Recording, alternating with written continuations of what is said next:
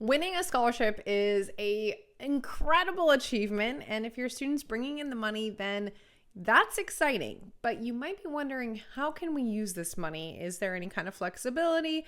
Or if our student gets to an overage check like I did, what do we do with that money? Now, this may have tax implications as well. So actually, this is a very important discussion if your student is bringing in some wins. So I wanted to create a video to discuss smart ways to use scholarship money. Now, make sure you hit subscribe because every week I have a new strategy for your family to work towards that debt-free degree. Hey there, my name is Jocelyn Pearson, founder of the Scholarship System, and scholarships is our bread and butter. In fact, our families have gotten over $13 million to date, and I literally got a free ride plus overage checks every single semester while I was in school. So I actually did have flexibility when it came to using some scholarship dollars. Let's go ahead and dive in.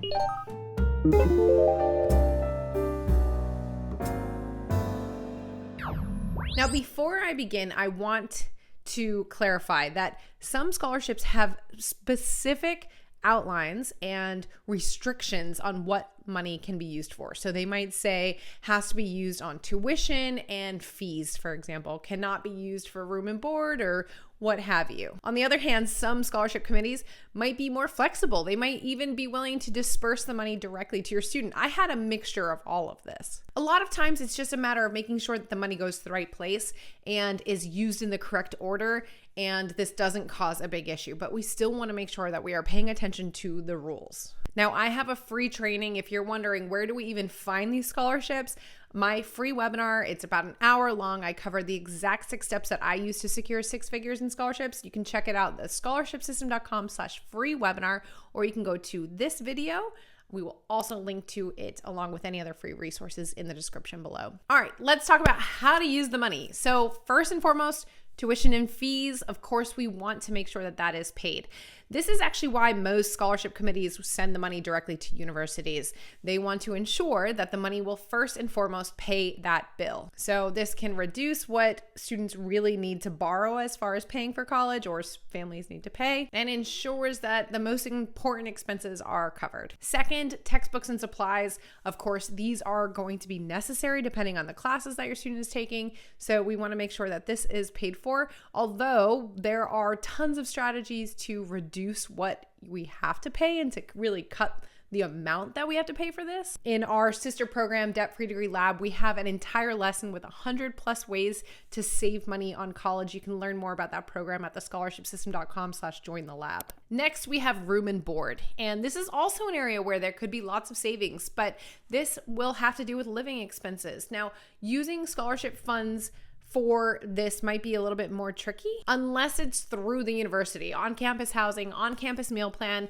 it's going to be part of the same bill through the university. Now, off-campus, there might need to be some more flexibility. I had a scholarship that once I lived off campus, they accepted my lease agreement as proof of payment, and they sent the check directly to me. So that was incredible. Now, many of you should know that there is a lot of opportunity here to save money. Maybe staying at home, leaving the car at home. Maybe we can make meals at our apartment. So there's a lot that your student can do here to cut costs. Next is technology and equipment. So this might be investing in a reliable laptop, maybe software. Certain softwares are required for the class. Other kind of tech tools for coursework. Maybe it's a clicker that is required for using the smart boards and the whiteboards in the classroom. But of course, as we go on in this day and age, technology is becoming more and more prominent in classrooms. So don't be surprised when these expenses pop up. Next is transportation. And this might be more difficult to use scholarship money on just because your student would probably have to get to an overage check in order to get money towards this, unless they have maybe a parking fee that's put on their bill. But this could be bus passes, fuel, insurance, car maintenance, parking tickets, because we know any student that brings a car to campus usually does accumulate some tickets. This is where we want to be strategic, especially the first or second year of living at college.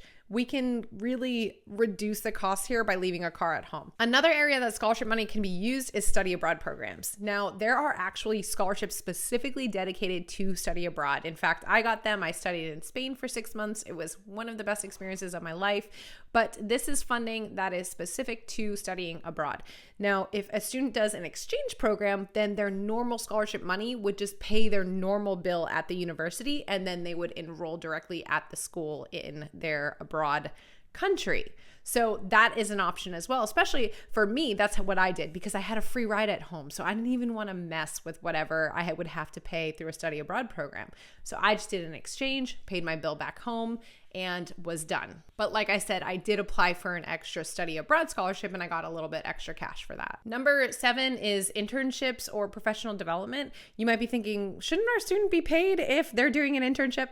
Yes, most cases, sure, but there are unpaid internships that might not even be something that a student can consider unless they have scholarship money. There also might be workshops they're interested in or certifications, but these all enhance their resume and their job prospects. So this is a great place to spend some money if we do have extra scholarship dollars. Another way that we can put the money to the side is creating an emergency fund.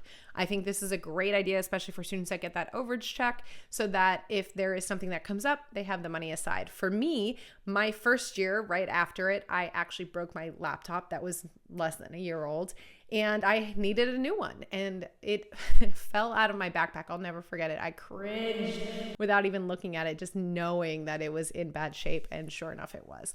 But my overcheck was able to cover that. So putting some of the money to an emergency fund is a very good idea. This could also maybe be medical issues that pop up or repairs that are needed for the car in order to get home. You never know what can show up. The 9th thing that we had on our list was health and wellness. So this is an area that I think students are actually getting way better at focusing on than even 1-2 generations ago. But this could be health insurance, it could be gym memberships. A lot of times gyms are included in the university, but it might not be. Mental health services, sometimes universities have free programs, sometimes they charge a small fee. But overall, making sure that their physical and mental health is in a good state will be way better for their long-term future than saving a penny here and there. And lastly, might be saving for future education or maybe even an investment. So actually, because I had overage checks, I was actually still working part-time jobs. That was just what I did. I wanted to make sure that I had a nice buffer and cushion and could spend what I needed to spend.